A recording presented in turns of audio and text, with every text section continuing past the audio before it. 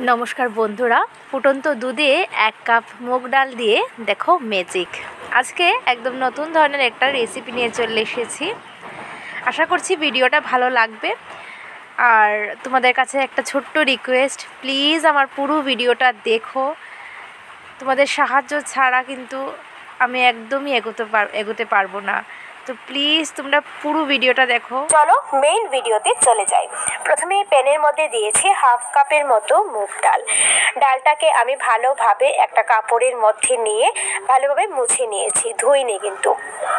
एबार एटाके फ्राई करे निते होबे 4 থেকে 5 मिनिटेर मतो एकदम कम आछे।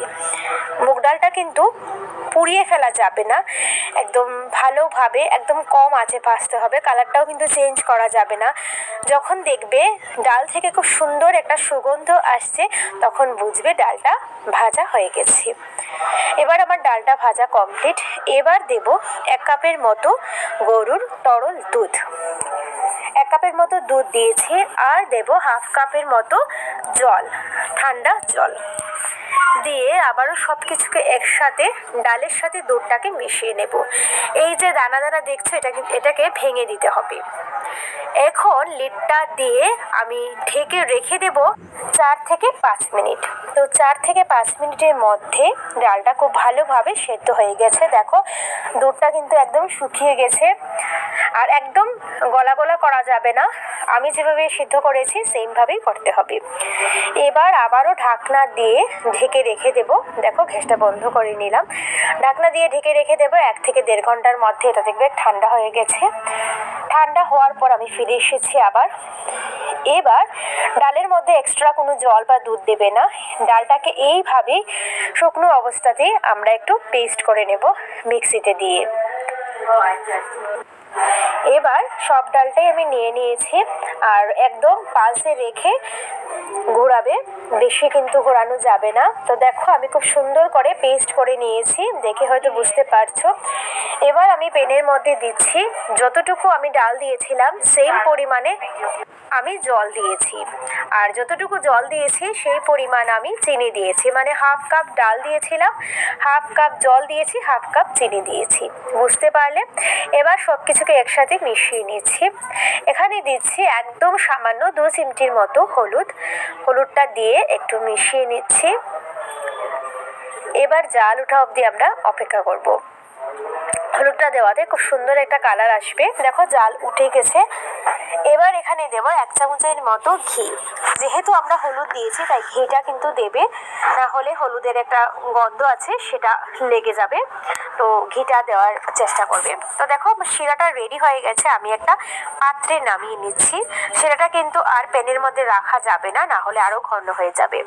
এবার অন্যদিকে আরেকটা প্যানের মধ্যে আমি দিয়ে দিয়েছি 1 চামচের মতো ঘি আর আমি কিছু কাজু আর বাদাম দিয়েছি। আমি ভেজে নেব 40 থেকে 50 সেকেন্ডের মতো। বেশি লাল করে ভাজা যাবে না। তো আমার কিন্তু ভাজা হয়ে গেছে আর দেখে বুঝতে পারছো আমি কিন্তু বেশি ভাজিনি। এবার নামিয়ে নিচ্ছি অন্য একটা পাত্রে। এবার এই পাত্রে আমি দিয়ে দেব ঘি, আবারও ঘি 1 চামচের মতো প্রথমে দিয়েছি। দেখো এবার আগে থেকে পেস্ট করে রেখেছি ডালটা দিয়ে দিয়েছি আর একদম দেখে হয়তো বুঝতে পারছো একদম শুকনো শুকনো, আমি কিন্তু জল বা দুধের ব্যবহার করিনি। এবার এটাকে ভেজে নিতে হবে। এই ডাল বাটাটাকে আমরা ভাজবো 7 থেকে 8 মিনিটের মতো, একদম কম আঁচ করে। লাস্টে গিয়ে দেখবে, লাস্টের স্টেজে গিয়ে দেখবে যে একদম ঝরঝরে হয়ে গেছে, তখন বুঝবে যে আমাদের ভাজা হয়ে গেছে। এবার আরও 1 চামচের মতো অ্যাড করছি আমি ঘি। আর মাঝে মাঝে যদি মনে হয় বেশি ড্রাই তাহলে একটু ঘি দিয়ে দেবে। ঘি দিয়ে একটু সময় নিয়ে ডালটাকে ভালোভাবে ভেজে নেবে। দেখো ডালটা কিন্তু খুব সুন্দরভাবে ভাজা হয়ে গেছে। যে যখন এই পর্যায়ে চলে আসবে বুঝবে যে ডালটা ভাজা হয়ে গেছে। ডালটা ভাজা কিন্তু ভীষণ ইম্পর্টেন্ট। এবার দিয়ে দেব আগে থেকে করে রাখা শিরাটা দিয়ে আর বেশি সময় না, 2 থেকে 3 মিনিটের মধ্যেই আমাদের রান্নাটা হয়ে যাবে। এবার ওই যে দানাটা আছে ওটা ভেঙে দিতে হবে। আজকের ভিডিওটা আশা করছি ভীষণ ভালো লাগবে। ভালো লাগলে একটু শেয়ার করে দিও বন্ধুদের মধ্যে, ফ্যামিলির মধ্যে। তোমাদের একটা শেয়ার কিন্তু, একটা লাইক কিন্তু আমাকে অনেক উৎসাহ দেবে ভিডিও বানাতে। একটু ফ্লেভারের জন্য দিয়ে দিলাম 1 চামচের মতো এলাচ গুঁড়ো। দিয়ে আবারও মিশিয়ে নিচ্ছি। আমার মুগ ডালের হালুয়া কিন্তু একদম রেডি। মুগ ডাল না ভিজিয়ে একদম তাড়াতাড়ি কিভাবে করতে হয় আমি আজকে এই ভিডিওর মাধ্যমে তোমাদের দেখিয়ে দিলাম। দিয়ে দিচ্ছি আরও 2 চামচের মতো ঘি, আর লাস্টে অবশ্যই ঘি দেওয়ার চেষ্টা করবে, তাহলে উপরের যে শাইন ওইটা বজায় থাকবে হালুয়ার মধ্যে যেটা থাকে। তো মুগ ডালের হালুয়া অবশ্যই বানিয়ে একদিন ট্রাই করবে ঘরে, আর আমাকে কমেন্ট করে জানাবে কেমন হয়েছে। দেখো এবার গ্যাসটা কিন্তু আমি বন্ধ করে দেব। এবার ব্যবহার করব আগে থেকে যে বাদামগুলো আমি ভেজে রেখেছিলাম ওইগুলো। তোমরা চাইলে এখানে কিশমিশ দিতে পারো, পেস্তা বাদাম দিতে পারো, তবে আমি 2 ধরনের বাদামই দিলাম। দিয়ে সব কিছুকে মিশিয়ে নিচ্ছি একসাথে। আমার হালুয়া কিন্তু একদম রেডি টু সার্ভ।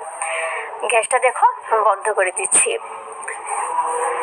ঘি আর বাদাম দেওয়ার পর এটাকে আর বেশি কুক করা যাবে না। দেখো একটা সার্ভিং বোল নিয়ে নিয়েছি, এবার এটাকে সার্ভ করে দেখাচ্ছি। গরম গরম ধোয়া ওটা হালুয়া কে কে পছন্দ করো? যখনই মিষ্টি খেতে ইচ্ছে করবে ঘরে বানিয়ে নেবে, 5 মিনিটে হয়ে যাবে। আর ভীষণ টেস্টি। এক খেয়ে সুজির হালুয়া খেয়ে খেয়ে মুখে লেগে গেছে। মাঝে মধ্যে এরকম টেস্ট চেঞ্জ করতে পারো। তো দেখো আমি সব হালুয়াই দিয়ে দিচ্ছি, আর উপর থেকে একটু কাজু আর বাদাম দিয়ে একটু সাজিয়ে দিচ্ছি। তো আমি আজকে এটা ঠাকুরকে ভোগে লাগাবো। উপর থেকে একটু কাজু বাদাম দিয়ে সাজিয়ে দিয়েছি। আজকে কিন্তু আমাদের দিকে প্রচণ্ড ঝড় বৃষ্টি হচ্ছে, তাই ভয়েস ওভার যখন করছি তখন শব্দটা কিন্তু উঠে আসছে। তো তোমাদের এখানে যদি বৃষ্টি হয় অবশ্যই কমেন্ট করে জানিও। আমাদের এখানে প্রচণ্ড বৃষ্টি হচ্ছে। ভিডিওটা ভালো লাগলে আবারও বলছি একটু শেয়ার করে দিও সবার মধ্যে। সবাই ভালো থেকো, সুস্থ থেকো, আবার দেখা হবে। টাটা।